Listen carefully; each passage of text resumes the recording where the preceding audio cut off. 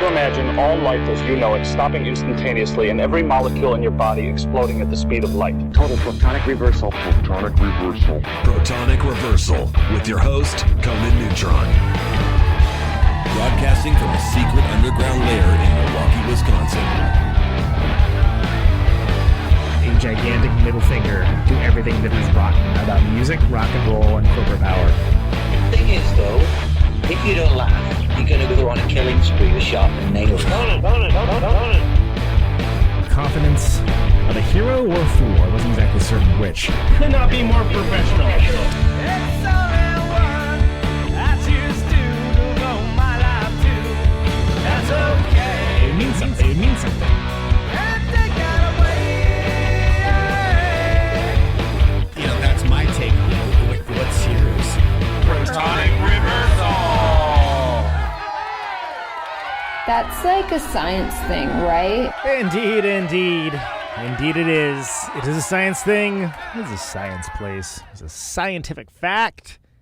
They were all up in your face. It is time once again for the one, the only, Protonic Reversal. Thanks so much for listening to it. Thanks for tuning in, downloading, whatever. Trevor Dunn.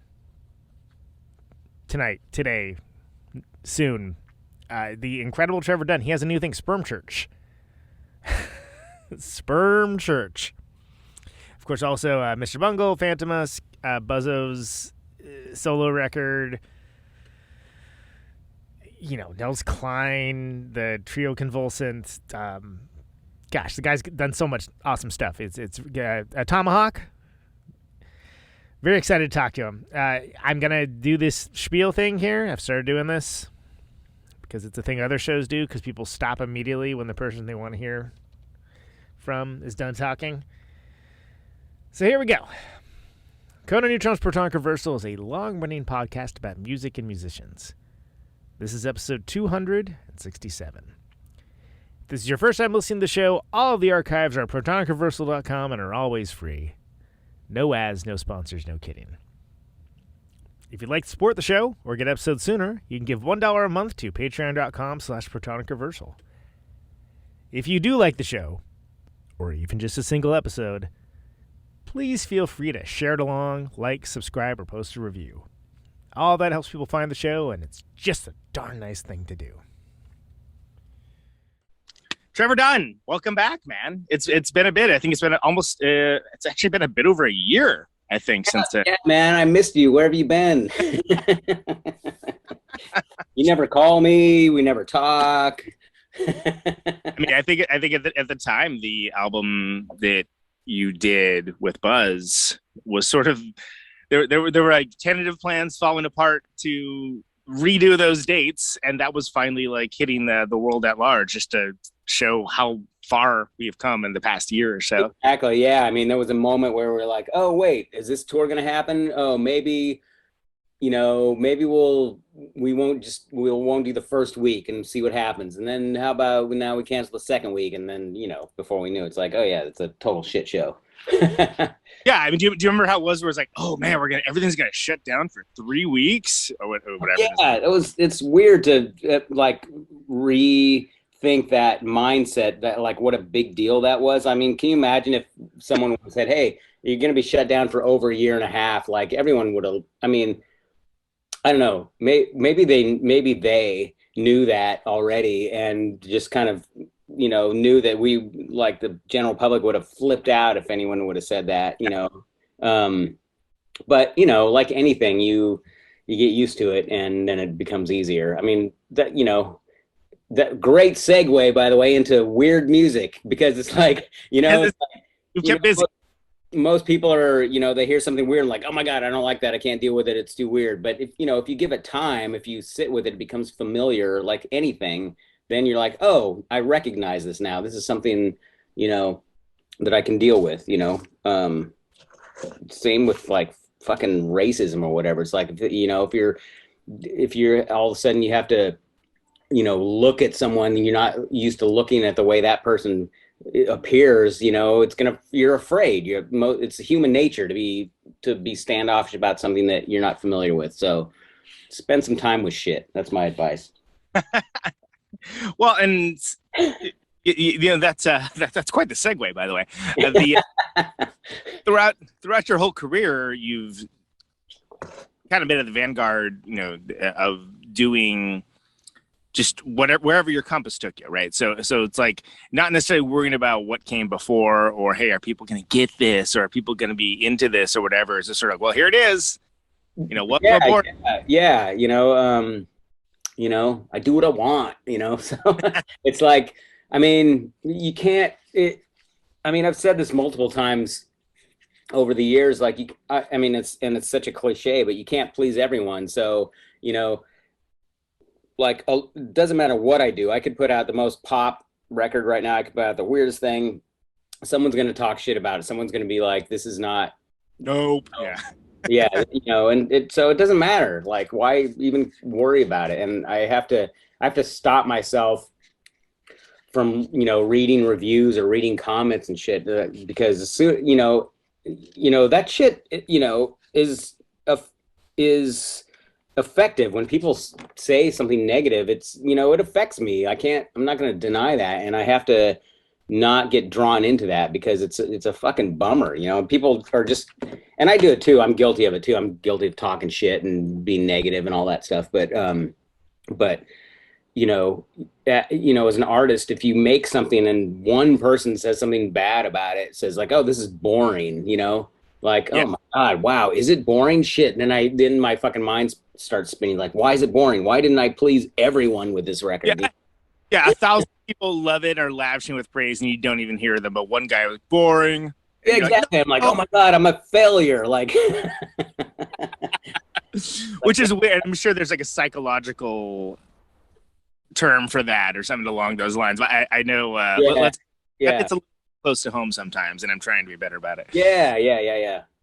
And so, words are powerful. So I definitely have to watch myself, because I do shit like that all the time. And it gets to say something negative and to talk shit about someone and be, in a witty way, it gets a laugh and people respond to it, and, it makes me feel good about myself, because look at me shitting on everything, Yeah. Look at me shitting on, Slipknot and the Red Hot Chili Peppers, or whoever the fuck, it's like, everyone's got fucking problems. People should lay off. I should lay off. It's also just really easy to tear things down too. And I know for myself that life became easier for me when I kind of sort of adopting the, well, you know what, that's not for me. And I left it at that. Yeah. Part, even though I could. I was like, right. That's not. It might be for someone else, but it's not for me. It's like, it's like food. It's like, I can't stand pineapple. I don't have any reason for not liking pineapple, except I just cannot stand the flavor, and it seriously makes me gag. And I like all kinds of fruit. I like all kinds of tropical fruit, but pineapple I find disgusting. But I'm not going to go out and talk shit about pineapple and try to eradicate it, because other people like it. Exactly. Do you get people still being like, well, but have you tried it and blah, blah, blah, blah, blah, blah. Yeah. If you grill it, if you put it, yes, I've had it. It's fucking gross. I don't want it. Not for you. Turns out it's not for you, as it turns out. Yeah. Not for me. Well, and I think that having nothing to do with pineapple, but I think that it's notable that you've always kind of been a dude that builds your own worlds. And last time I talked to you, I believe you were hanging in Humboldt, and it just occurred to me. And since then, I've also had Trey on, and about the Rage and Wrath of the Easter Bunny and all that stuff, which I would like to get your take on as well. But it's important, I think, to note that for a place like Humboldt, which I always liked a lot, but it's sort of just far enough away from everywhere else that kind of you sort of have to do your own thing. You don't, it's just a pain in the ass to get to the Bay Area. It's just long enough that you're like, wow, that's long. Yeah. Yeah. I mean, Trey probably talked about this, there were a couple of record stores and some bands would come play in town, but if we wanted to go see a big show or do some serious record shopping, we'd have to drive 5 hours down to San Francisco, which we did all the time. But, we were lucky when, I mean, some really important bands actually came and played the university there, or played and there was a couple venues where people would, if they happen to be going up that route on the coast to get to Portland or whatever, and they would stop and play in Eureka. I mean, a lot of bands would probably play the Bay Area and then take the Interstate 5 all the way up and bypass everything and go straight, so which was, makes sense. But I mean, Fishbone was one of those bands. They played Humboldt all the time, and every time they came, we were there, And sometimes you get sick of looking at that same route. Like, oh, hey, let's go see some redwoods. Let's see something different.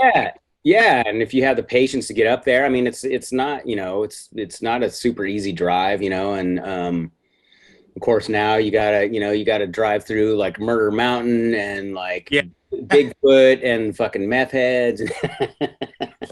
Tropical Fuckstorm. I don't know if them. They came and played the U.S. before in the before times, and they made a special point of playing Eureka, or maybe Arcade. I can't remember, but specifically so they could see Murder Mountain. Where I'm like, you guys are the best kind of nerds. I appreciate.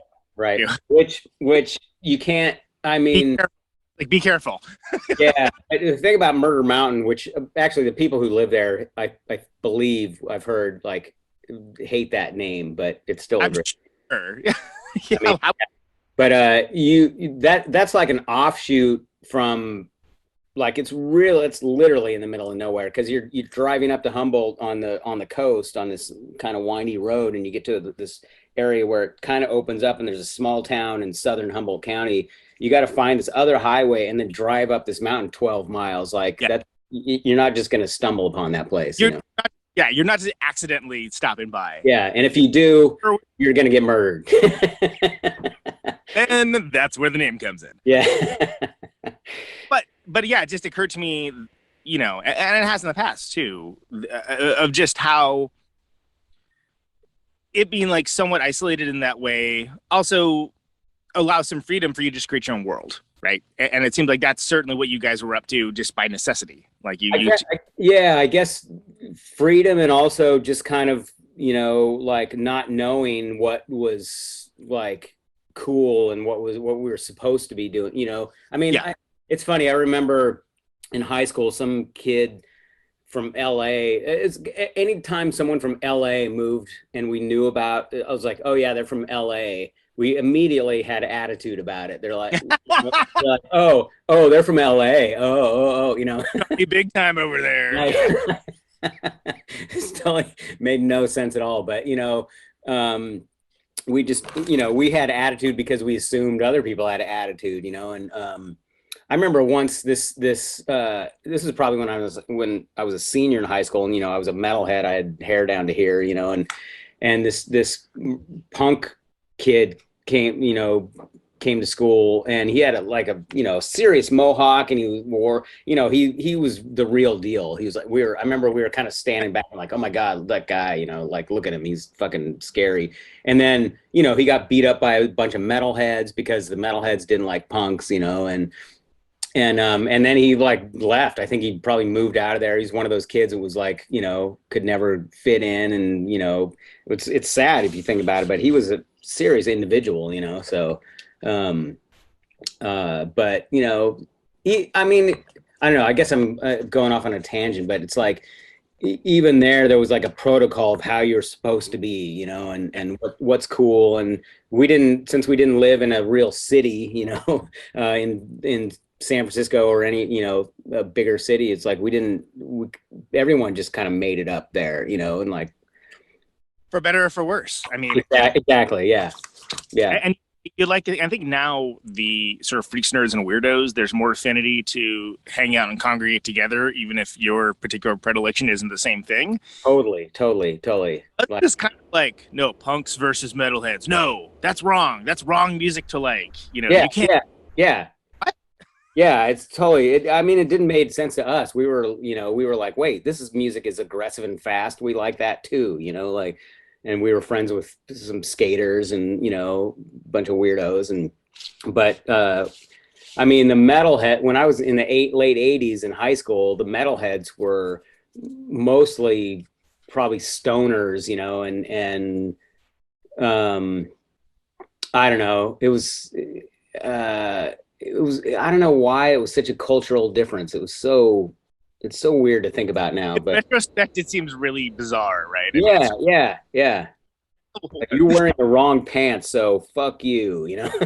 yeah. Of course, there's always like everybody could agree on Motorhead, everybody could agree on Slayer, but other than that, like, you know, for the most part, it's like no, like you stand outside over there. Yeah, JFK, you know, the Descendants, fuck you. You know? Yeah, exactly. Just these incredibly arbitrary distinctions that no young person understands. And then there was the goth kids who were into like Depeche Mode and like Sisters of Mercy and shit, and we're like, you know, nobody fucking touched those guys. Right. Yeah, and the reason I find that so interesting is because I think that when you talk about someone, because I mean you're a very iconic classical musician, you have your own voice, you have your own charted course, whether it makes sense to anyone else or not, and I think that situations like that tend to provide opportunities for people to take that initiative and sort of like carve those pathways in their brain, because it's, again, what else are you going to do, right? Yeah, exactly. Yeah. I mean, like you said, you know, it was for better, for worse, people making up their own thing. And it's like, I mean, a lot of people up there, it was for worse, you know, it's, you know, it's kind of somewhat impoverished part of the country, like a million other places. And, you know, people get bored, they get into drugs, they get into crime, whatever the fuck, you know? And so, you know, to put that energy into a band and writing weird music and weird lyrics and shit, it was like, thank God we did that. I mean, I don't know, you know, I can't imagine doing it another way. I think I was, when I was a kid, I was too scared to take drugs or drink even, you know? So, you know, I was just like, oh my God, my parents won't let me. So that means I really can't do it, you know? But I got to see my parents do pretty much all of the heroin because I had hippie parents. So I was like, yeah, that's not very rebellious, I don't think. I think that's right. Yeah. Oh, look, it's cool, right? A slave to a chemical. Yeah, I wasn't into that. And I say I sip my caffeine. Yeah, as we both sit here with coffee. Exactly. Yeah. Drugs are terrible. Yeah, I'm all natural, man. Fuck drugs. Ooh, this caffeine is delicious. Yeah. Oh man, I wish I had an espresso shot in this. Yeah. You know, exactly. Yeah. Why can't I just inject this? Why does it have to taste like coffee? Did you have an idea, like at the time, like when Bungle was coming together and you're doing the stuff that, the more thrashier kind of stuff that you guys later re-recorded, and I love that the album has demo in the name, Raging Wrath of the Easter Bunny demo. I think that's incredibly clever. That was intentional. Yeah. Yeah. As an aside, but did you have an idea that, like, I was like, oh, this is crazy and different, or was it just you guys doing your best effort for like, hey, let's put out something that like kills, let's just freaking let's put together these songs that are just on par with all this stuff that we love, doing it and do it as hard as we can? Yeah, I think, I mean, I it was definitely like genuine and heartfelt, and you know, we were, you know, that band, Mr. Bungle, came together pretty quickly actually, because we'd all been playing music in different bands and different, you know, it all just kind of came to this head. And when me and Mike had been playing in a couple bands for a while, and then we met Trey, we're like, let's get together. And that, you know, that was right around the time when, you know, like it was right before Rain and Blood came out. We were all listening to Ride the Lightning, you know, and like, you know, all kinds of metal from all over the, you know, Merciful Fate and whatever. And so when we first got together, we're like, hey, let's just jam on the stuff that we all like, you know. And then immediately, I mean, we'd all been kind of writing stuff at that point too. So then immediately we just started writing those songs. And it was just, I think we were just trying to be a metal band, you know. We're trying to emulate all these things that we liked, and you know, do it as good as we could, you know, that we were capable of, you know. So and if there were anything that was like unique about it, it's because we were listening to all kinds of stuff that we like. The influences were already like massive, you know. I mean, Trey's talked about how much he was into Devo, and I mean, he and I met in a music theory class. You know, we were studying like we're studying like Stravinsky and shit, and like, oh wait, how can I incorporate these like harmony tricks into metal, and Yeah. learning how to play jazz. We had a couple of really encouraging teachers, which was always a positive thing, and so yeah, we were just trying to like, hey, let's do this our own way. I mean, I don't think we never imagined 30 years later we'd be recording with fucking Lombardo and Scotty. Like, Yeah. no way. That'd be like a wish fulfillment fantasy at the time, I'm sure. I mean, Yeah. it's right. Not so bad when you're an adult too, but I mean, yeah. Crazy. Anyway. but that's like a full circle. And I love that. That's like a full circle kind of thing, right? Of just like starting off with these inauspicious pseudo corn dog sort of beginnings, and then ending up with this taking that to like its fully most actualized, Absolutely. Caveman brought to the future and given cybernetic implants. That's a good analogy. Yeah. Definitely cavemen. Yeah. Well, but there's still, but with all that stuff, there's still hints and embers of what that band would do later, and the fact that it's a thrash record, I would say, which is great because it's how many thrash records are there? Don't write me a thrash record, people. I don't actually.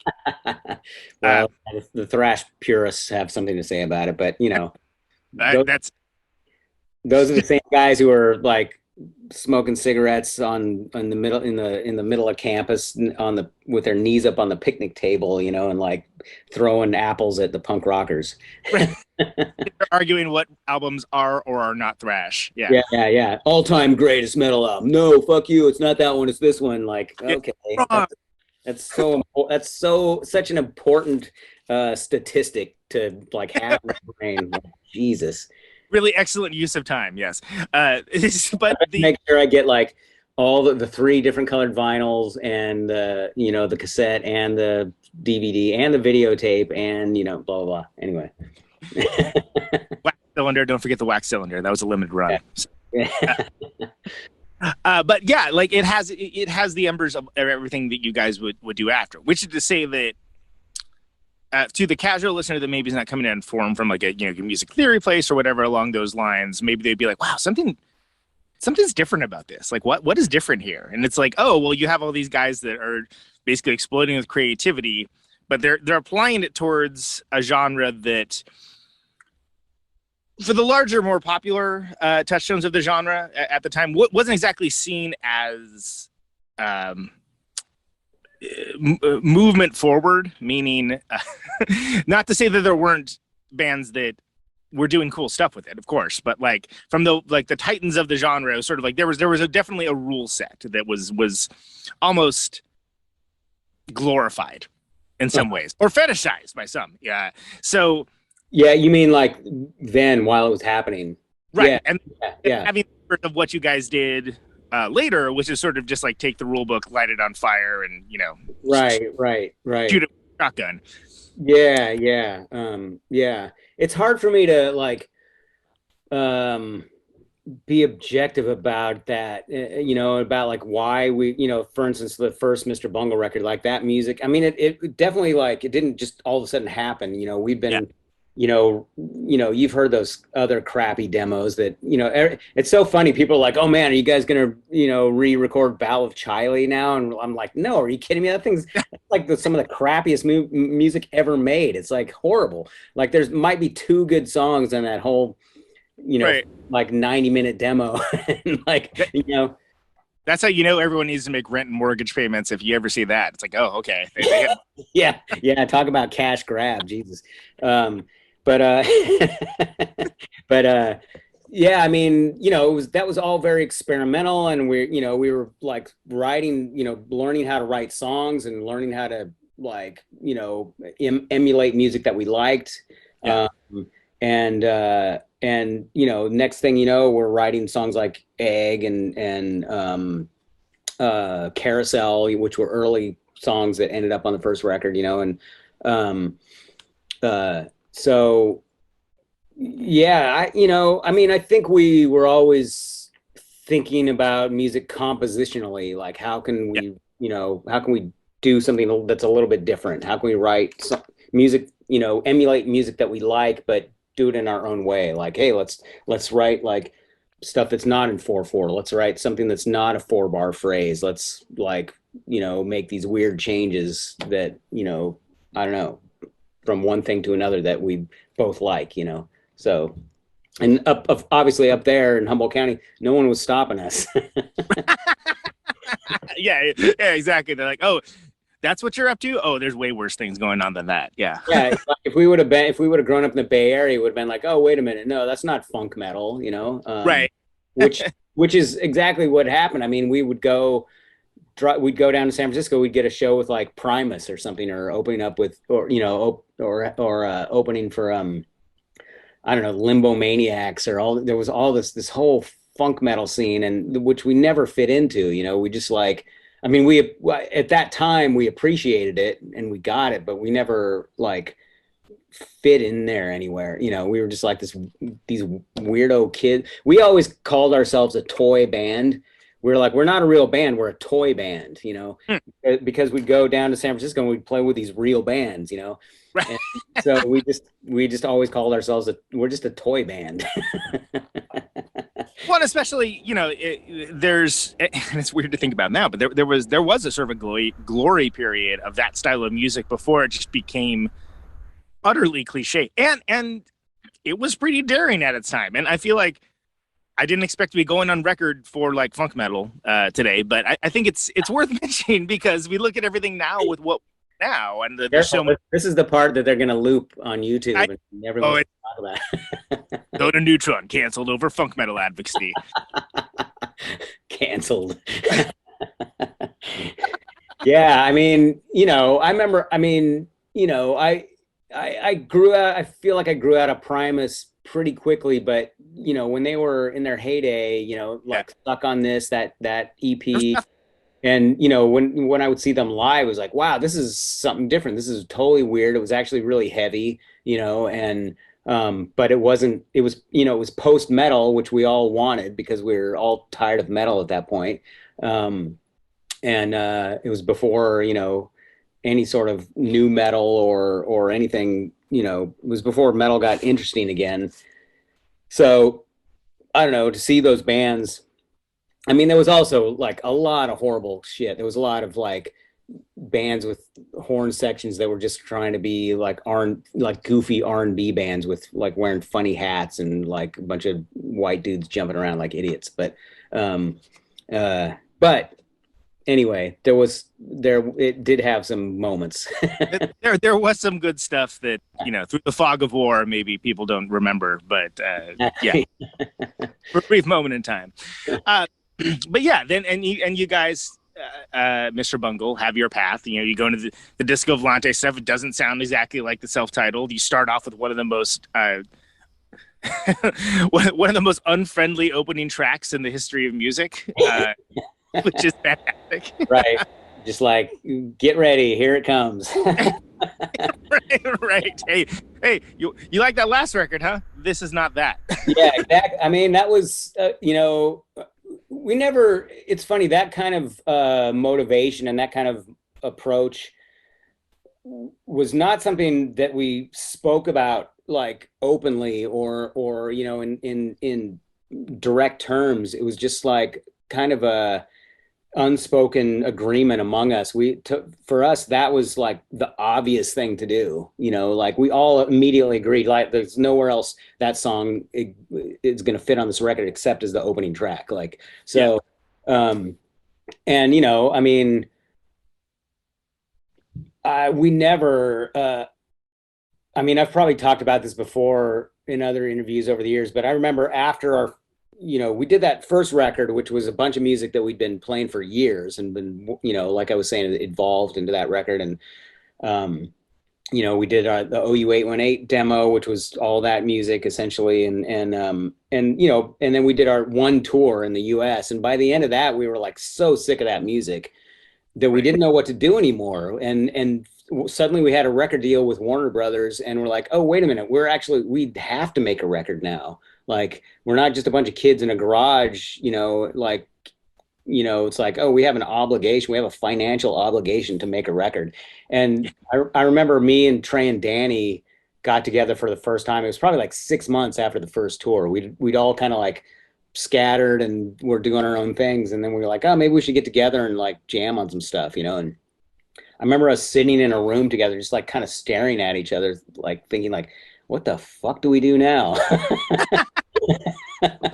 like the world's our oyster, but where do we start, you know? And that was, you know, and then we, you know, eventually we just started throwing out all kinds of crazy ideas, and, you know, they were coming from all kinds of directions, you know, and there was never a moment where someone was like, that's weird. That's not going to fit on this record. You know, it's like, okay, that's your song. Cool. Let's learn it, you know?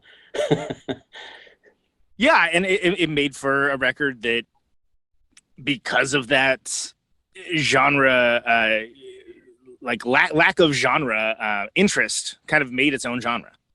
You know, like I guess so. Yeah. Well, I met bands that sound like, I was like, oh, you guys like Disco Volante, huh? I'm not going to name any names, but it's sort of like, oh, you're okay. Yeah, I got that record too. It's good. Right. I always called that record our identity crisis record, you know, because like I was saying, weren't sure what to do, and that's what came out. And I was so surprised.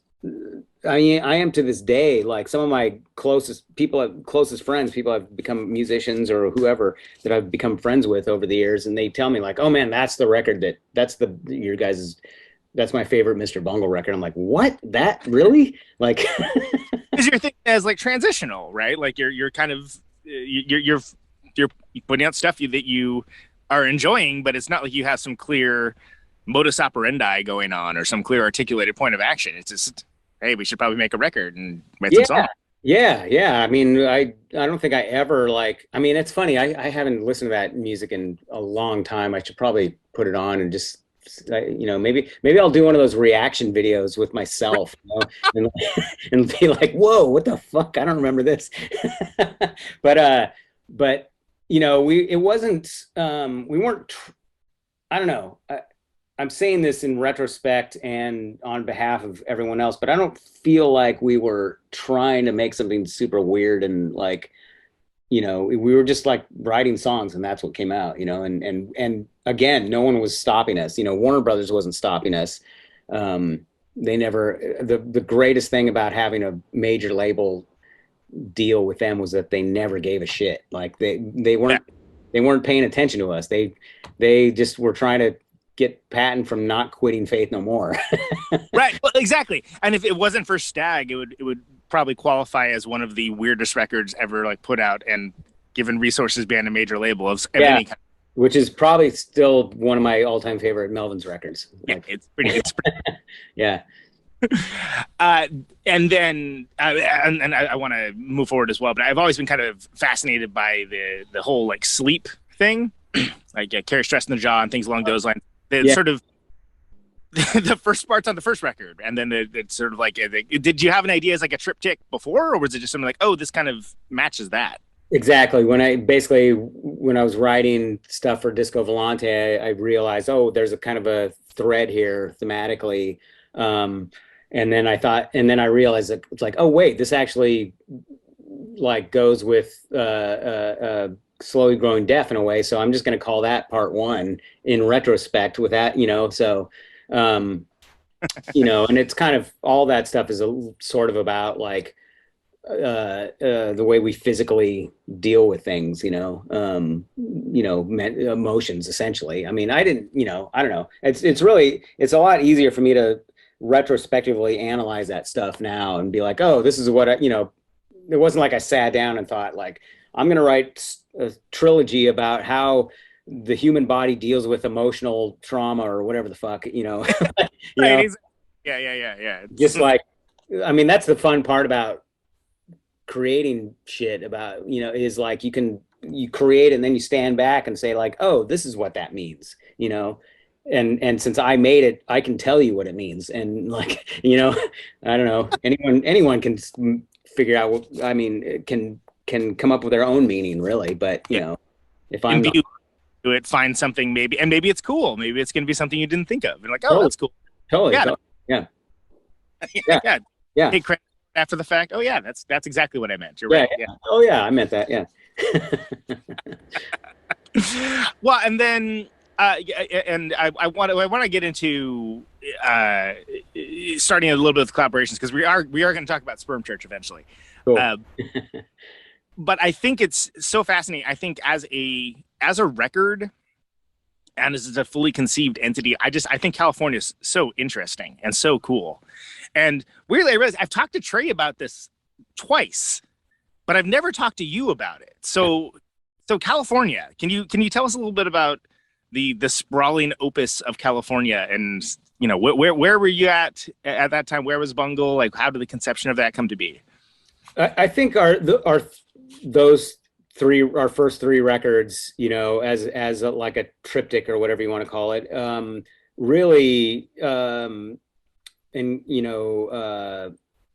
you call it? Really capture the growth and the development of the band, like as a band and as individuals, and what was going on in our lives and stuff.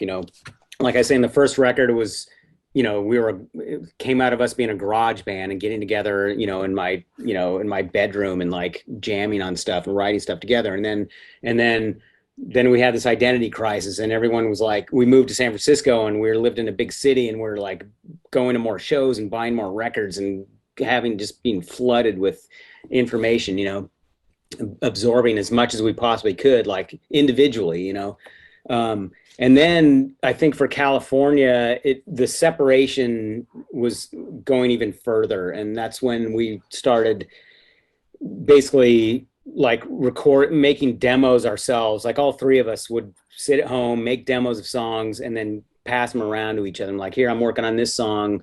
I think it needs a bridge, or here's a song that's totally finished. Like, maybe you could write lyrics for it. Or, usually what I did was like, I'd finish a whole tune. I'd write the lyrics and be like, here's the tune, learn it. So, and again, in some weird unspoken magic that was Mr. Bungle, we none of us talked about the style or anything. It just so happened that we all started writing these kind of melodic, more traditional, for lack of a better word, like songs, that was, that just happened. And then,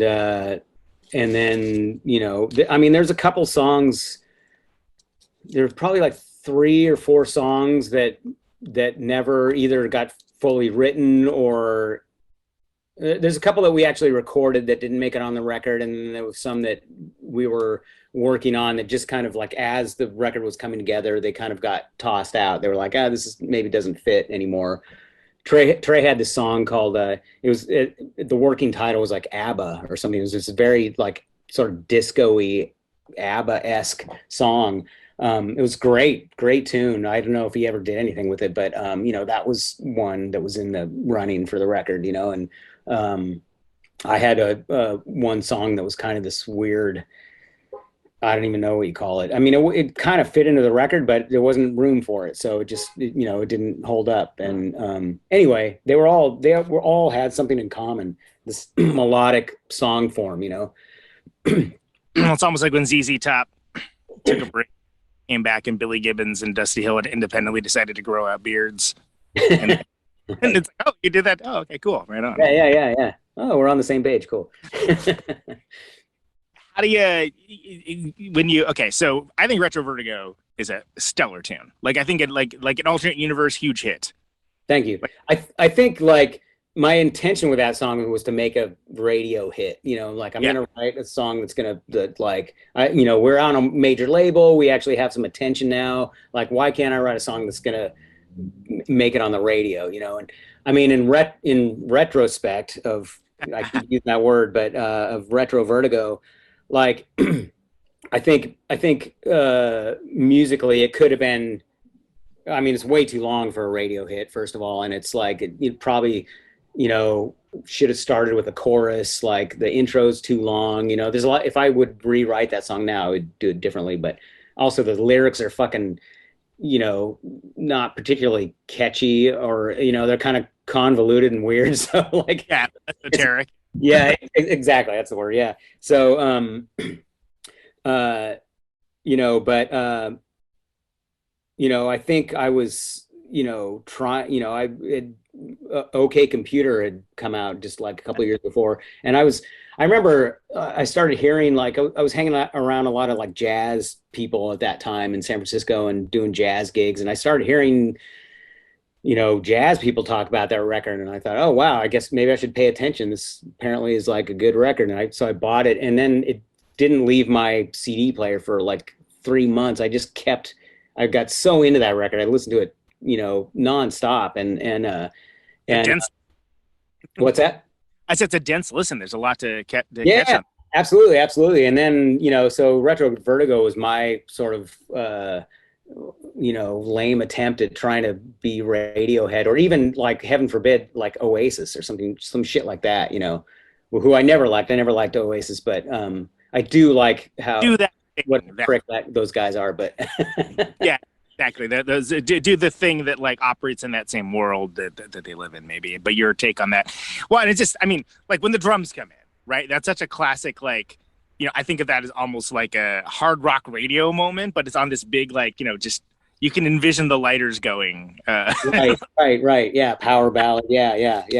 And I mean, I have to say, in terms of the songwriting, like I bought a Fender Rhodes, which I still have. I bought it for $100 on Craigslist or whatever. Oh, I don't know if did Craigslist exist back then. I'm not sure. Anyway, I bought it used from some guy in my neighborhood in San Francisco for $100. It's, it's a little beat up. Some of the keys stick, but it's still fucking great, And I, was so inspired sitting down and writing on that I mean, the chorus was the first thing I wrote, and I literally sat down, and I'm not a great piano player, so it's like an A minor. It's all, white keys, and A minor, G in the bass, descending bass line, which is always catchy. I'm like, oh, here's a chorus, and yeah. I'm like, wow, that took, 3 minutes to write, now I need a verse. Right, exactly. Yeah. Meanwhile, some songs, it's like you labor over them for like, weeks and weeks and months and stretching to years, and it still doesn't work, and you're like, really? I don't know what you're talking about. It's always nice that when something just shows up easy like that, and like, hey, that's good. That just that's totally right. Like, where did that come from? I don't hell if I know. Why can't that happen more often? Exactly. Like, I'm fucking rich. Hits, baby.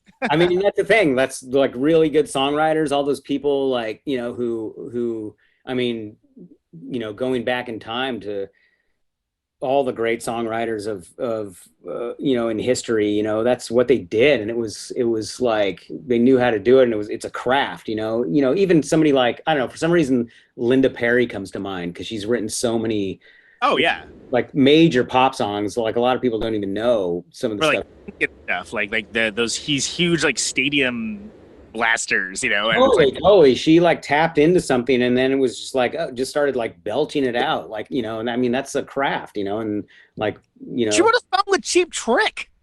Wow, I didn't know that. Yeah, it's on a really good record. That record's actually like one of the better like later period Cheap Trick records. But the radio, or the one they attempted for radio, I should say.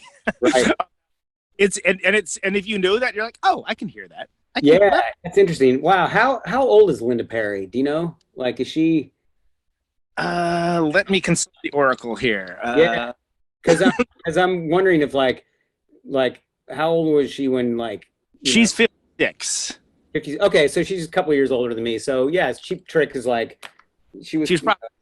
At very minimum, I mean, everyone heard The Flame. I don't really like it, but everyone heard The Flame. And yeah. But I mean, I Want You to Want Me was like an anthem when I was like, 10 years old. So Surrender is the first one where I was like, oh yeah, this is for me. This is great. Yeah, totally. And they mentioned Kiss in it, which was also like, what? A cool band talking about another cool band? What? So that one, 2006, by the way, Perfect Stranger is the name of that, and I think it's like the second song in. But that record called Rockford's really good, by the way. Just FYI. I haven't been paying attention, but I will, because that's Cheap Trick is to this day those first like 5 or 6 records are some of them. I still have them on vinyl, the same records that I bought when I was a kid. Yeah, I there's also you for the Samurai Rock Band. I think it's a bootleg. I think it's better than Budokan, personally. Oh, wow. Cool. So anyway, this before this turns to a Cheap Trick fandom podcast, I guess we should.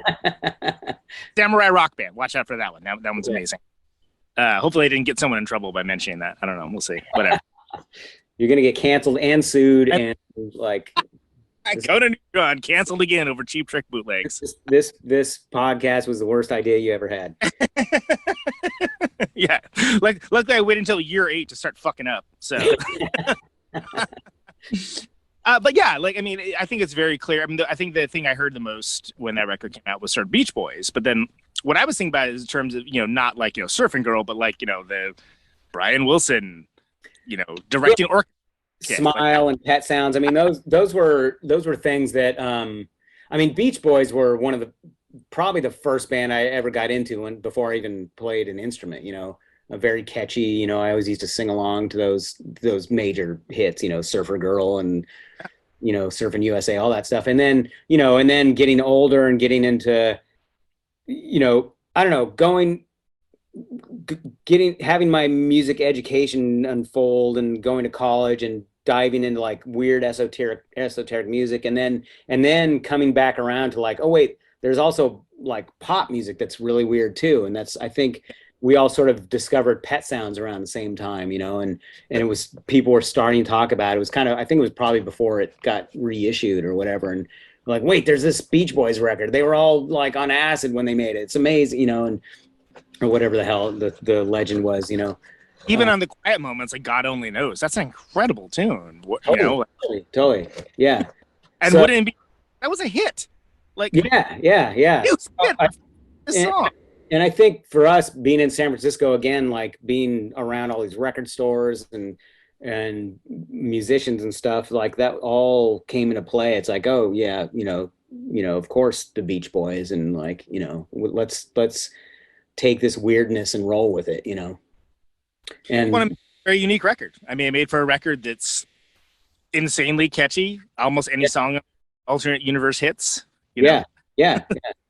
Crazy like really unique orchestration, and like, even like the drum. It's not like necessarily like drum beats. It's like a percussion section more, and which we did on. Disco Volante for sure. We did that, I think that tune Gollum we recorded, we did it. We kind of A-B'd 2 different rhythm tracks, and like crossfaded them, and then had Danny, did fills like separately from the drum set, and all that kind of weird, those studio tricks. Yeah. What funk metal band's doing that?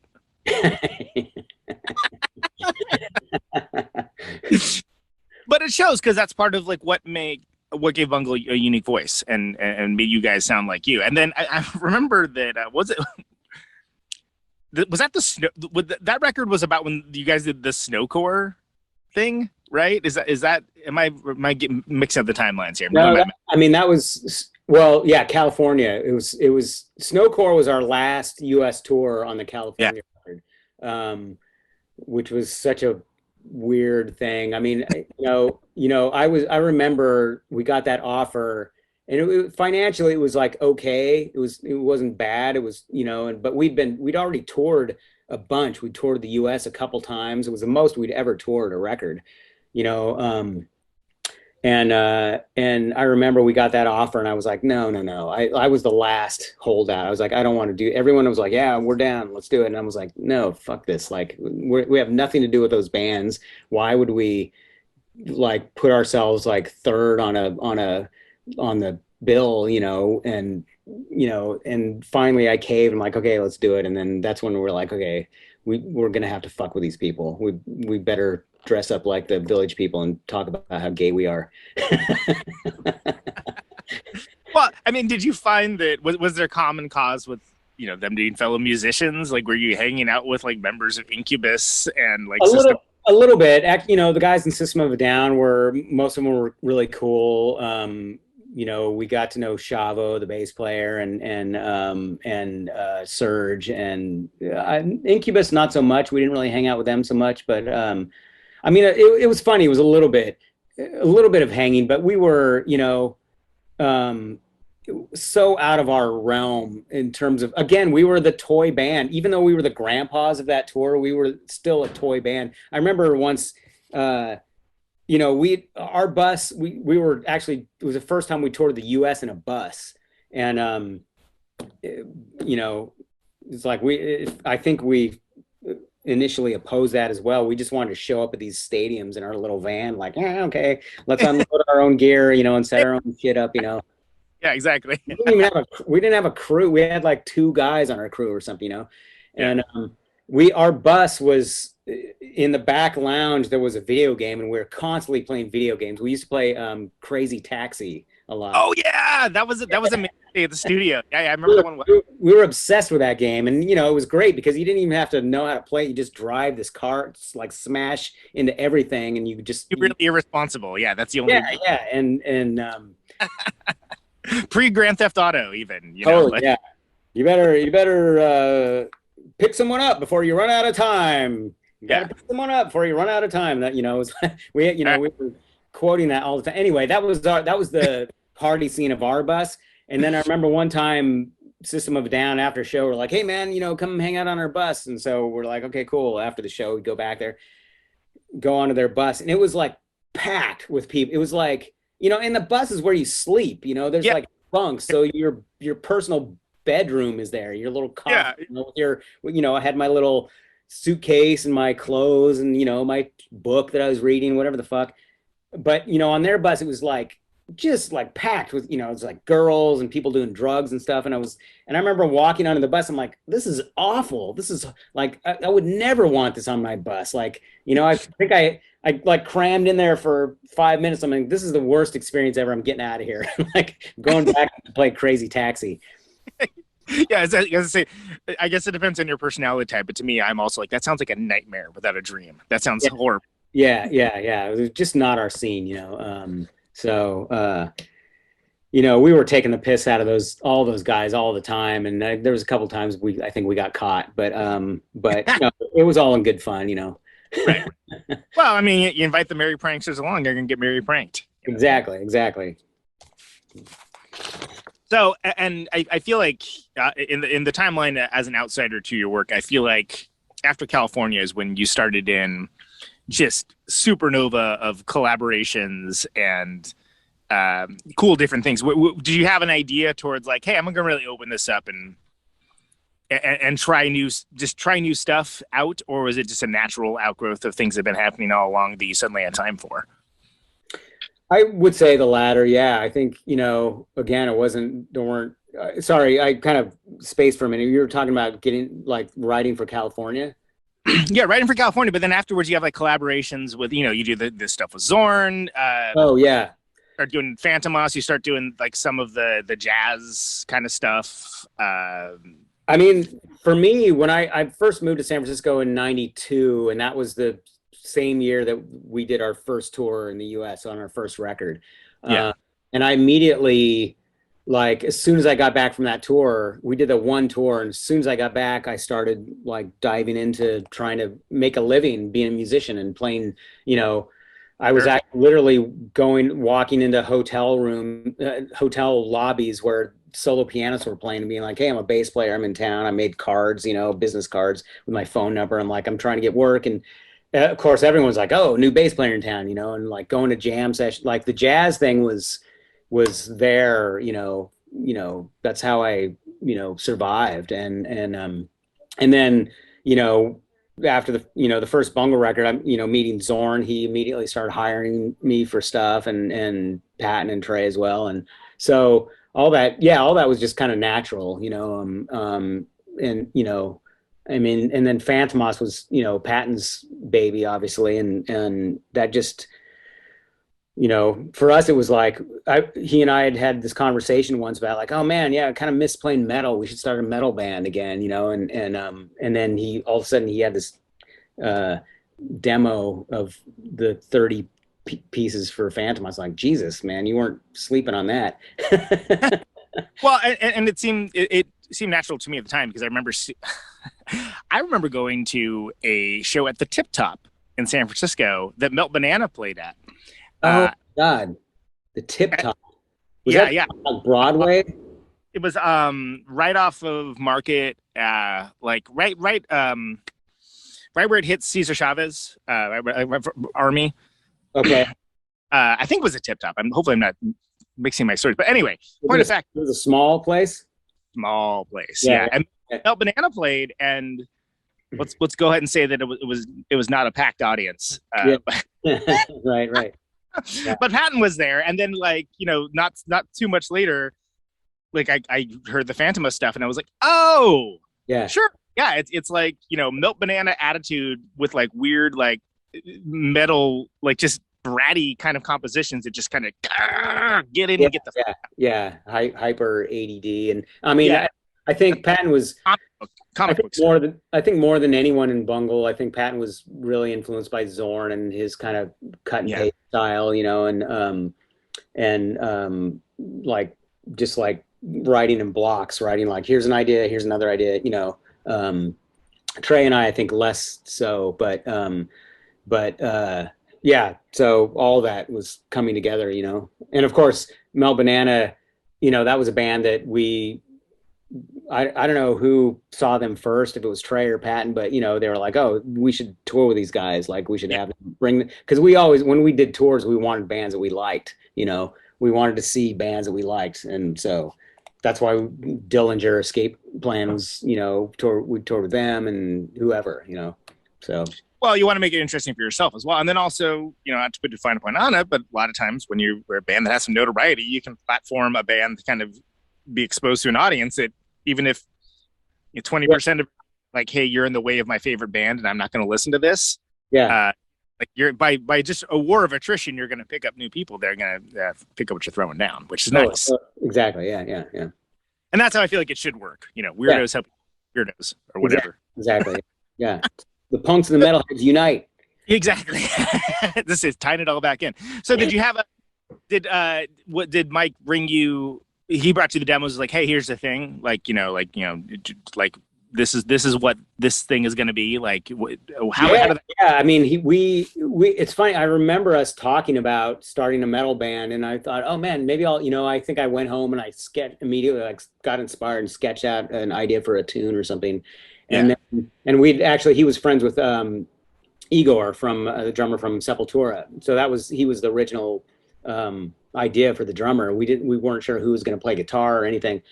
And then I got busy and forgot about it. And then next thing I know, he's got this demo, which was the demo that became the record. I mean, he went home and like, I mean, it was super sloppy, and he's not really a guitar player, and he a drum machine and stuff. But the ideas were there, and but it was the whole record. It was like, Jesus, man, like I got to learn this now. Right. Snooze, you lose, right? Exactly. What have I been doing? $50 jazz gigs. I was real busy. Then, so how does it come that? So first of all. Weirdly, I don't know the answers to any of this, but how did Buzz come to be involved, and how did Dave come to be involved then? I remember Patton, like the demo was finished. Me and he knew I was the bass player, and we were talking. He's like, "Man, who should we get?" Like it's kind of like the world's my oyster. And he told me that one day he was just kind of like looking at his record collection and thought, like, "Man, who would I ideally want?" And like I'm gonna just pick my favorite. Lombardo obviously is my favorite drummer, and like fucking the Melvins. Yeah, Buzz. Okay. Like I didn't know them at all. Had no idea if they'd be able to handle it or whatever. And I remember he told me that. I'm like, huh, Dave Lombardo and Buzz Osborne. Yeah, good luck with that, man. Yeah, like I immediately, it's such a Eeyore about it. I was like, it's never gonna work. Those guys they're never gonna give you the time of day, And of course, and then both of them fucking showed up, and they're like, yeah, let's do this. Like, amazing what. Ask, right? Yeah, like and now that I know both those guys, like it totally makes sense. Yeah, they're both like adventurous, and they're not going to say no to some weird opportunity. Yeah. Well, and it's to a certain degree, I guess one could be understood if they didn't immediately think of adventurous when it comes to Slayer, but Lombardo especially, I think has that. Yeah. Yeah, totally. I mean, also you kind of have to put that in historical perspective, because it's like when Slayer was first doing their thing, it was totally unique, you know.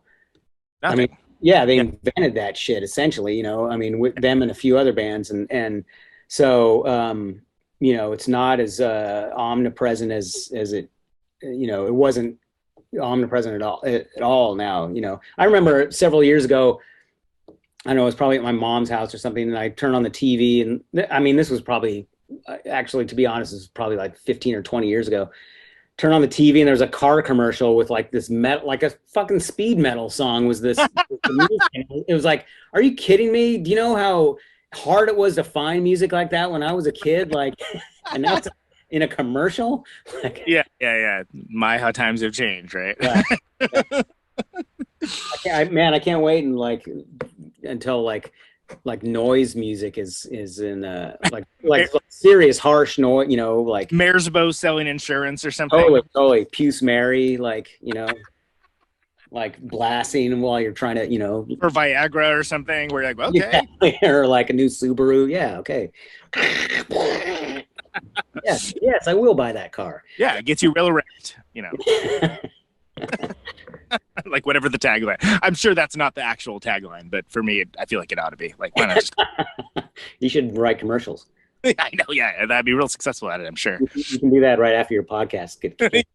Exactly, after I'm canceled from this. So Fantomas, you know, it strikes a chord. Interesting band. I remember I saw you guys fairly early on at Amoeba, and forgot about that. Yeah.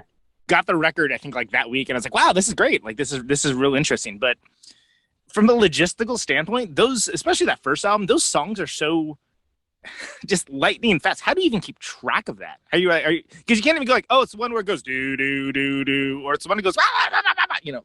I mean, the weird thing about that band was that, I mean, when I first met Buzz and Dave, I just assumed, especially Buzz, I assumed that he read music and had some you know, knowledge of theory, which he has absolutely none. You know, he's total outsider artist, you know. Yeah. Like as punk rock as they come.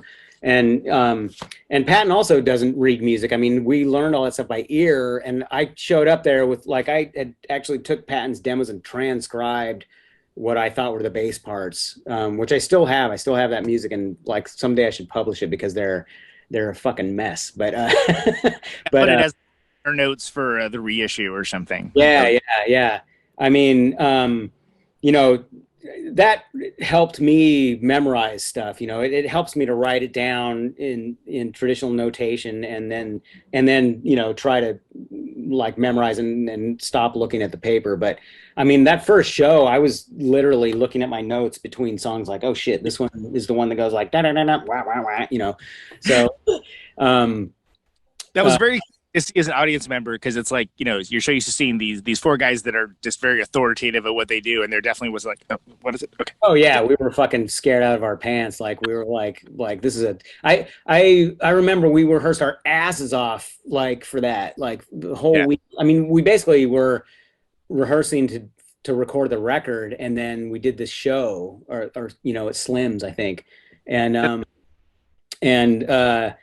it reminded me of times when I had done, you know, played in like pit, you know, a pit musician in like a musical or something, which I used to do in high school and college, you know, and there'd be like a little quartet or something, and we were, you know, I'd play in like Guys and Dolls or the Fantastics, like shit like that. But there were always cuts up to the last minute, and everything was like, it was super last minute. Like to the dress rehearsal, the day of the show, you're like scrambling, like, oh man, is this going to come together? Like, that's what Fantomas felt like to me. And like, are we gonna survive this gig? Like, yeah, it seems like everyone's like strapped to this machine that's just going, and you're just like, yeah, this might be the end this might be it, man. This is my last gig ever. I'm gonna get booed off the stage. No one will ever respect me again. Like, well, but it was very exciting as a audience member to watch that, because it's just like you see these,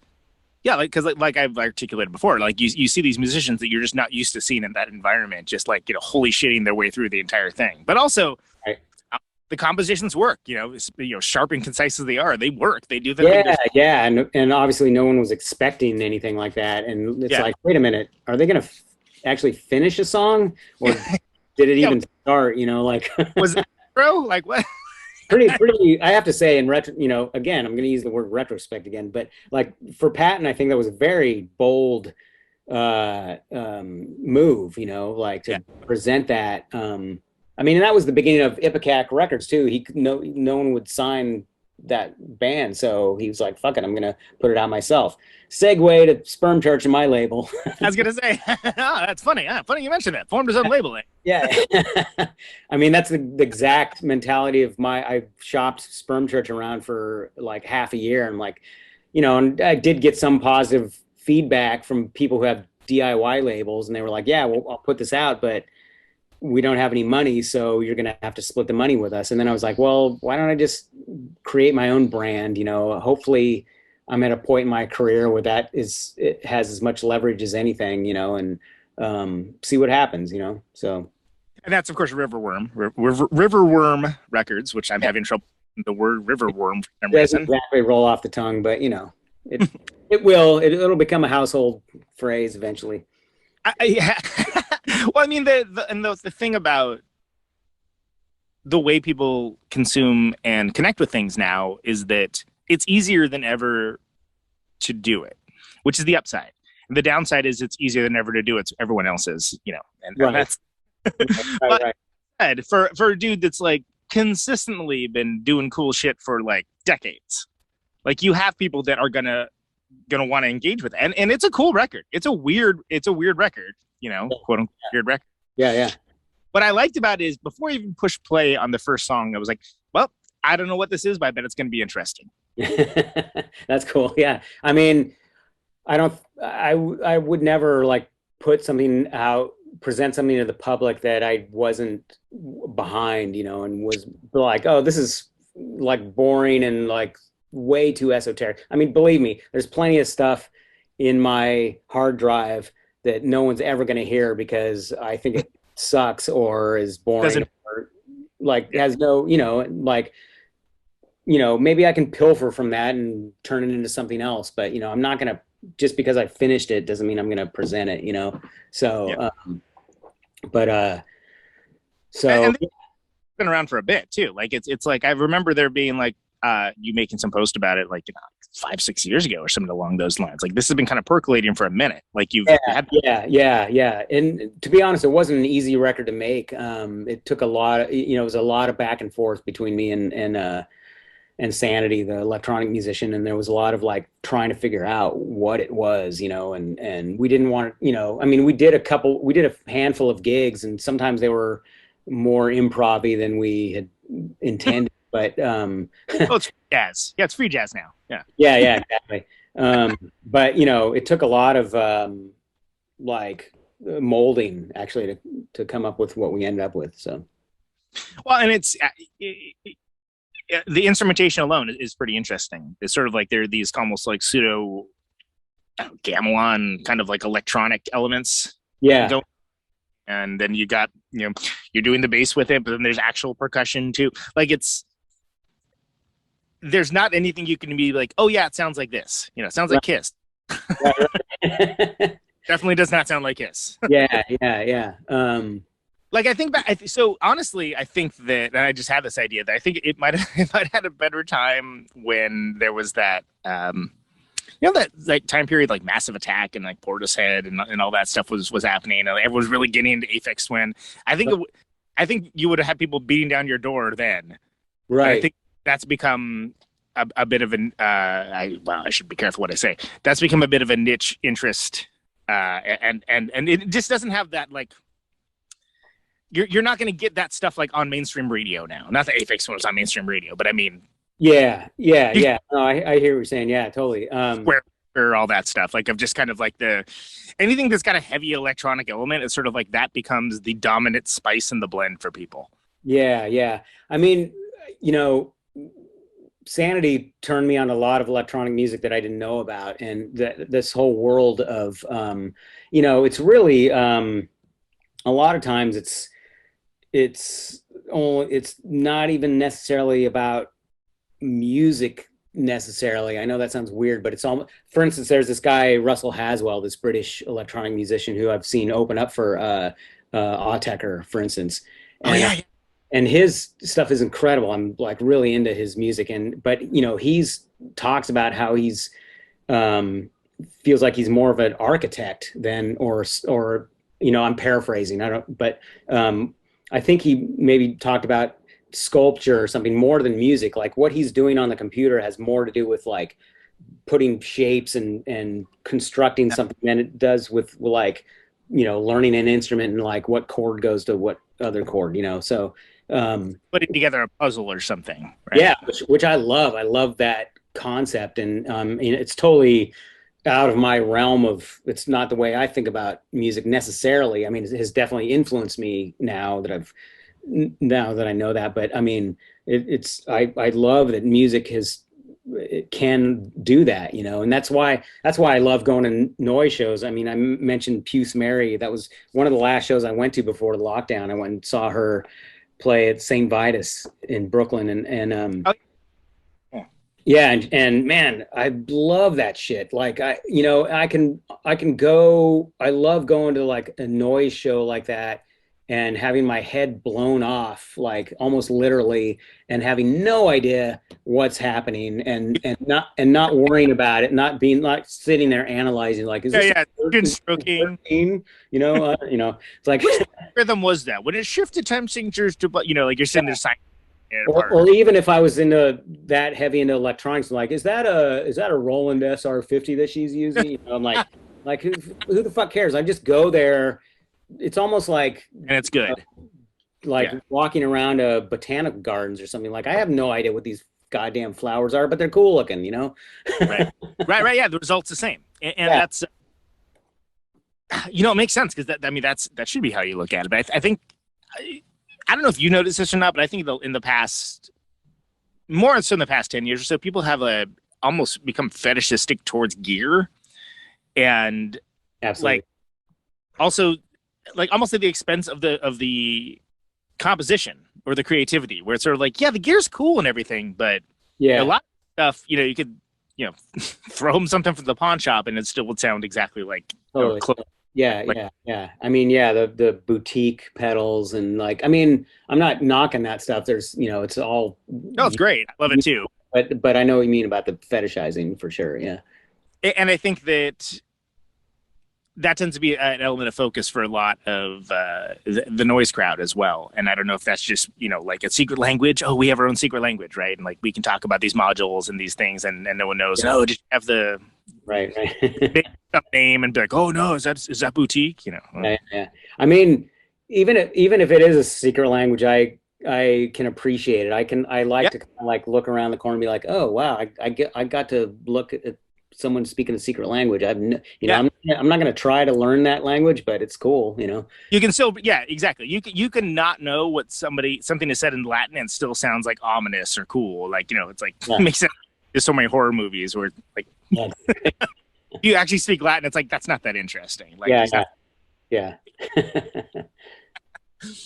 But yeah, I mean, because it occurs to me that there's stuff in the record that kind of almost ventures into like the trap music world, which is certainly, you know, well liked and like has an audience, but then also has like more like abstract elements to it. Yeah. So many polyrhythms. Like there's a lot of like real playing around with that, like real nuanced stuff that I think you'd pick up, especially in headphone listens and repeated listens. But yeah, and that was Sana was definitely like heavily into trap and the individual elements of trap. You know, not like thinking of it as like a pop tune, but deconstructing it and being like, hey, how can I? I mean, another electronic musician that she was really into was this guy Mark Fell, another British, artist. And I mean, if you listen to his stuff, you'll hear similarities in her style, like taking rhythm and I mean, her sequencer is like really complex, and the things, you know, she'll take like a rhythm that's got, you know, all these elements to it and be able to like bend each one of them separately, but keep it in this, I mean, a lot of that stuff, it sounds like it's like off the grid, but it's not, it's actually, you could probably put a backbeat to a lot of it. Yeah. Well, but it almost seems jazz-like in that way, in the fact that like it can go in and out and sort of like, oh wow, that's interesting. Like, and the like, the comparisons I would make would like not match like what the music sounds like at all. But in the terms of it having just like the going in and out and kind of like, oh wow, did that actually happen? Absolutely. I'd say you're spot on with that. Yeah. Like a visual, like I'm thinking of those. Remember when all those in the 90s, those visual sort of optical illusions where you're supposed to find the sailboat or whatever. I forget what there was a name for those. I can't remember what they are, but that was like a fad for like a minute and a half. It's sort of like some of this is like find the sailboat music to a certain degree. That's really that. But what? So merdeka atau mati, is that? It's an Indonesian slogan. Is that correct? It's an Indonesian slogan. It comes from the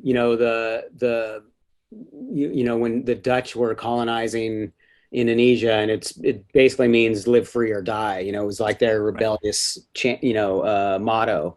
Like we're not going to be completely colonized. We're going to die like maintaining our freedom. So and Sano is half Dutch, half Indonesian. So she kind of had this internal, she was like the oppressed and the oppressor all in one, So depending on the day, we'll see who wins. Exactly. Yeah. Well, it was there because obviously it's a great slogan, but the English translation, of course, is has been appropriated, as has the Gadsden flag by knuckle dragging morons. And right. Now that'll definitely get me canceled, but. Trying real hard here, man. but if we think about it in terms of like, I think of it in terms of like creative freedom too, right? Like like absolutely, and yeah, I think that's where it resonates for me, and also the fact that the middle word, which is the atau, which is the word for or, has a strike through. It basically means live free. That basically turns it into live free and die. I mean, you don't really get a choice. You can't really live free or die. Yeah. You can live free or not, but you're gonna die either way. Yeah, I'm gonna choose living free if those are the two options. Yeah. I'll take living free for the eternity. Yeah. Like live free for 1,000, Alex. So I'm gonna put all my money on die. Yeah, that's the safe bet. Yeah.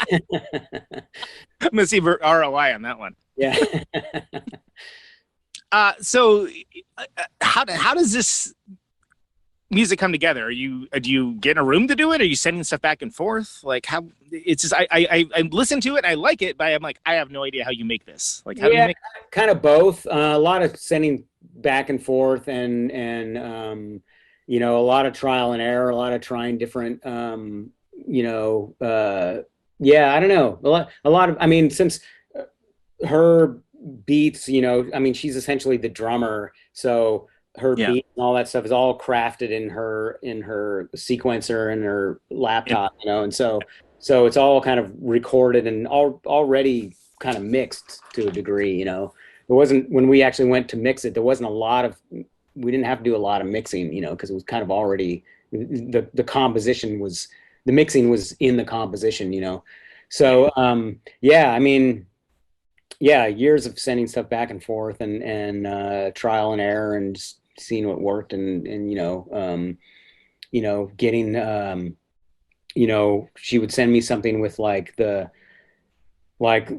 bare bones of it, so I could really hear rhythmically what was going on, and I could mess with it in whatever way. And so yeah.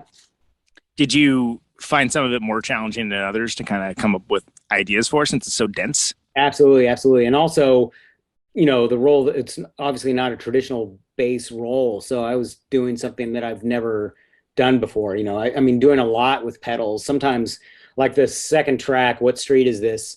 I mean, there's bass all over that, but you wouldn't know it. But a lot of the sweeping kind of glissando stuff is all bass that is essentially like, I could have used any instrument, but I used bass to like start a signal, and then I had 2 loops going at once that I could twist the pitches with, and It almost turns into like a square wave or something where it's yeah, exactly. So you know, I was definitely pushing my boundaries as a bass player. You know, it was like trying to be a, you know, it's definitely the most abstract thing I've ever done, you know. Well, and it's interesting because it's something that invites nuance and repeated listens, but also for the right person could be something that you put on to like do a household task too. But then like your attention will be drawn at repeated points, which is to say, not to say that's ambient music because it isn't, but like right. It can kind of just, you know, just as going in and off out of time and the beat on the stuff. Yeah, you're like, whoa, what happened? Like, did the CD skip? Oh. Did I hear that right? Yeah, what was that? Yeah. Which is interesting because there's not, I don't feel that there, well, certainly not in rock music. You know, there's certainly nobody really doing that. But it's sort of, personally, I don't hear that too. I'm sure there's whole genres of people that just do that. Don't write me about it. I don't want to know. But like. I highly recommend checking out her website, which is Sannety.com. There's links to a bunch of her beats and other like solo stuff that she's done, and what she does like rhythmically, I don't really feel like anyone else is doing, you know. She's kind of like the greatest jazz drummer you can think of, just like, you know, hyper, you know, whatever, like modern electronic, what, you know, but it's very fluid and human, you know, and but also you know, what can I say? How can I describe it? I don't know. It's also like, it's extremely mathematical too. Sure. Yeah. And I think that, you know, that's something that like, that I can appreciate, because it's sort of like, even though the modus operandi is not like, oh, this is a drummer playing, this is Buddy Rich, like, you know, playing the drum set and doing the stuff. But it's like that it's electronic is gonna be a bunch of people, oh no, that's not true jazz. right. And then there could be like electronic folks that are just like, yeah, I'm just is the bass ever gonna drop on this or what? Like what's like yeah, where's the payoff? Yeah. It's like, you know, sorry. but it makes it interesting because of that, and I think it's wild that this is the, like, I could see where maybe some labels would like kind of not know like what to do with it. Again, I think if this were to come out, you know, whatever 23 years ago or something, first of all, it would sound like it literally came from the future, because it did. But I think there would be a better market for it, because I think there was a weird kind of window that like more electronic allowed into the. Yeah. But I could see where labels being kind of baffled by it, but be just like, huh, all right, yeah, that's cool. Yeah. So you've taken the plunge. You're doing the thing. Do you have your postage printer ready? Do you have like your mailers? Do you have like? You know what? I bought mailers and I didn't buy enough. I'm really happy with the pre-orders so far. It's way more than I expected. So I need to go buy more mailers. And actually, I got to do that this week because the record comes out on Friday. So I got to get my Sharpie out and start like addressing envelopes. It's it's the best drudgery you'll never love. But it gets the job done. It's a good way to. Good thing to do while I'm sifting through this box of used records that I recently acquired. So, yeah, it's a good. You know, it keeps you grounded too. It keeps you grounded. Yeah. I'm oh, go ahead. Oh, I was just gonna say I'm maintaining my humility. Yeah. You're never gonna be able to float off on an ego trip when you've got that much stuff, you know, nailing you down into the Gnostic world. Yeah, exactly.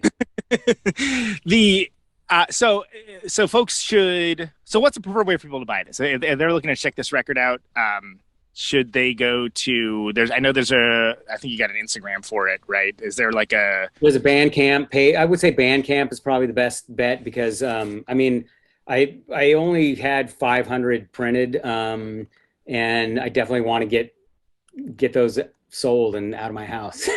So it would be great if people Yeah. my CDs. I don't know if they do. If they don't, I'm in trouble. But you know, I think Bandcamp. There's a Sperm Church Bandcamp page, and you can get it digitally or the CD. And you know, I'm gonna personally mail it myself. And yeah. So that's important to remember that, like, and again, I think there's a lip service paid to this quite a bit, but you know, part of the avenues of communication that we're allowed for this direct distribution, you know, it's a lot of freedom, but it also is, you know, you're not just benefiting a record label to do this, to put out more cool stuff. This is like a direct, this is all middlemen removed. So don't just stream it on the Spotify or whatever, you know, yeah, which I haven't even done any digital distro yet, which I'm going to do, but so you can't even hear it anywhere else right now, but they can hear it for free later. That's okay. Make them pay for it now. Exactly. Yeah. So that's spermchurch.bandcamp.com, by the way, which I don't, you know, savvy listeners will know. And also, we should mention Sannety for Sannety. Like if you're looking, if the other thing, you're just gonna find the concept. Yeah, I highly recommend her website. There's all kinds of really cool stuff on there. So, yeah.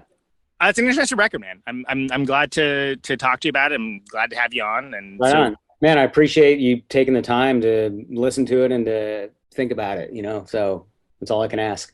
Yeah. I mean, it's impressive that you know, you did the stuff with Buzz. You know, I think that Tomahawk record that came out is fantastic. Like, cool. You're a busy bee, and that's coming from me. So right on. Last thing, I can't remember if we did this last time, and honestly, it doesn't matter because the answers change. But only question I ever ask, which is just answer it however you like. Why do you do what you do? Why do I do what I do? I don't know if you asked me this before. Maybe I couldn't get a word in edgewise because Buzz was talking. Yeah, that's highly likely. I think that's it's a hard question to answer. I mean, you know, because I love it, because it's funny. There was something we were talking about earlier made me think, like, if I, you know, if a zombie apocalypse comes and, like, you know, there's no way to ever put out music or play shows live ever again, I'm still going to sit here and write music. I'm still going to, like, listen to records. And as long as I can, like, fend off the zombies from my window, I'm going to have to buy a gun. That was what this gesture was. I don't own one, but I guess I should buy one. But, you know, as long as I can, like, blow their heads off before they get to me, I'm just going to sit here and do this because that's what I like doing, you know, and always have, you know, so I'd probably go insane if I couldn't do it. So it's speaking of sanity, it's for my sanity. Trevor Dunn, thank you so much, man. It's been such a pleasure talking to you, man. You bet, man. Thanks a lot. Appreciate it. All right, take care. Take it easy. There he goes. Trevor Dunn. Trevor Dunn of, Mr. Bungle, Fantomas, Trio Convulsant, didn't talk about that. Mad Love, didn't talk about that. Tomahawk now. And, of course, Sperm Church. SpermChurch.bandcamp.com for that. Let's hear a Sperm Church song, and then we'll hear something else. That was great. Hope you guys enjoyed that.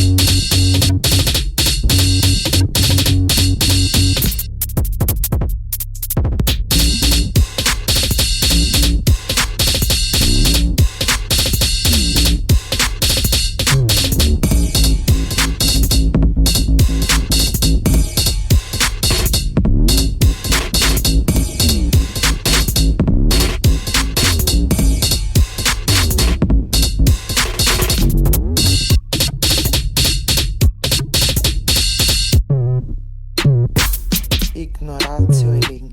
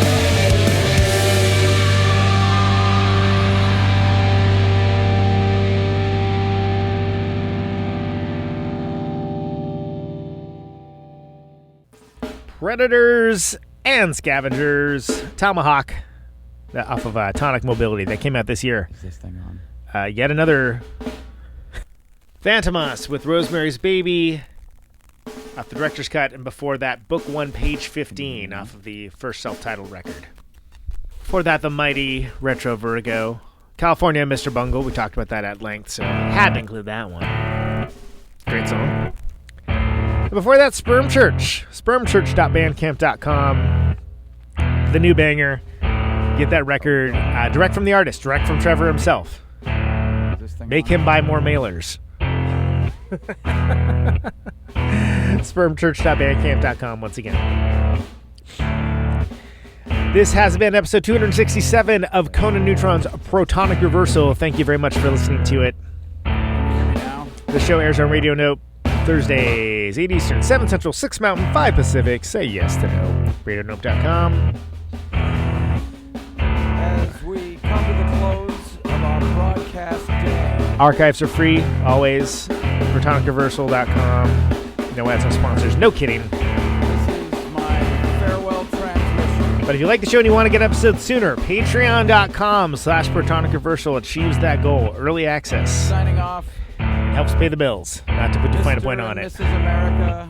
All the ships at sea. That's always nice.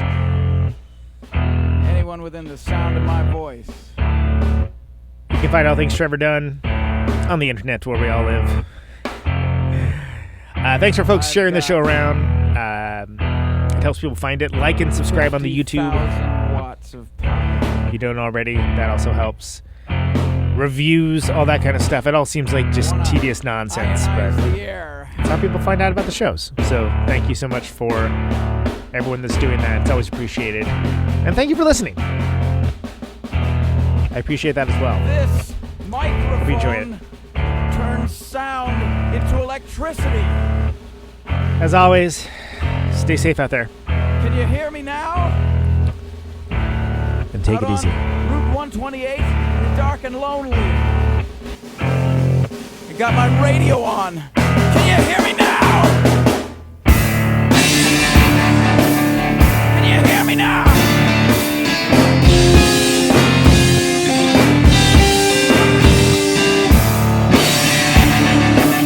Can you hear me now? Can you hear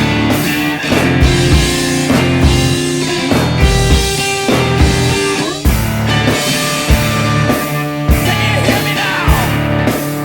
See in the radio.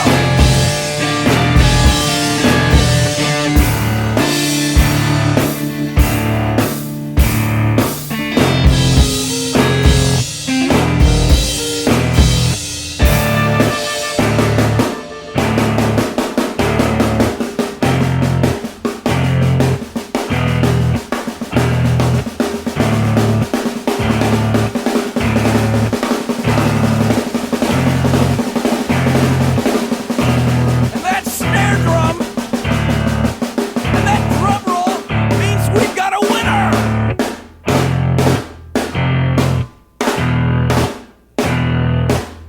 If you're the fifth caller, or any caller at all,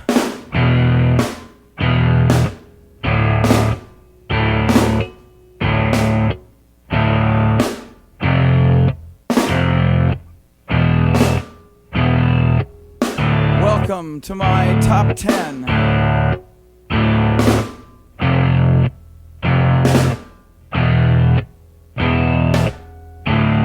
I'd like to thank our sponsor. But we haven't got a sponsor. Not if you were the last man on earth. She was prepared to prove it. This one goes out to a special girl.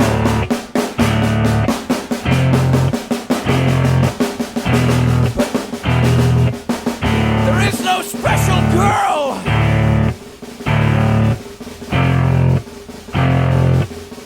It's the end of radio. The last announcer plays the last record. The last what? Leaves the transmitter.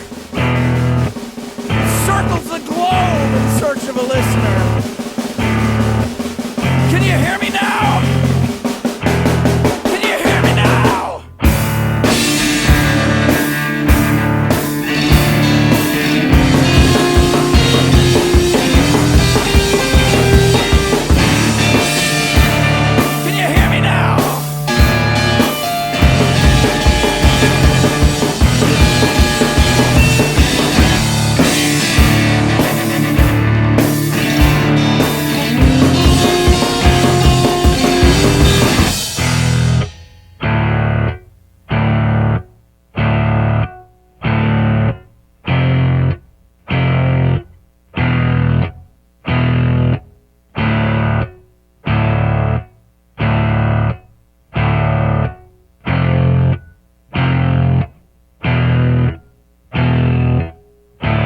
really broadcasting if there's no one there to receive?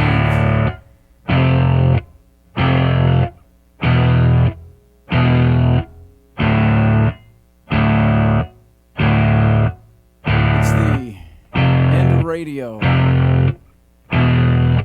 As we come to the close of our broadcast day,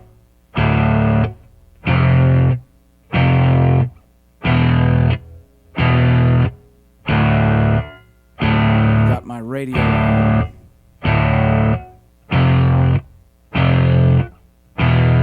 Can you hear me now?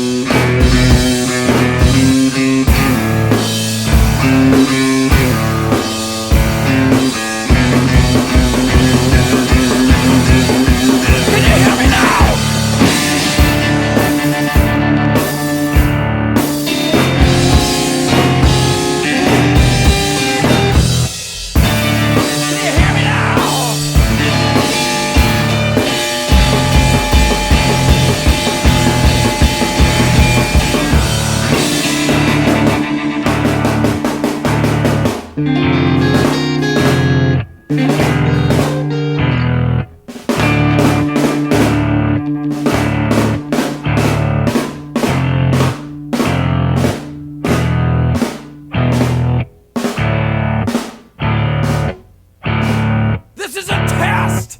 If this had been a real emergency, hey, hey!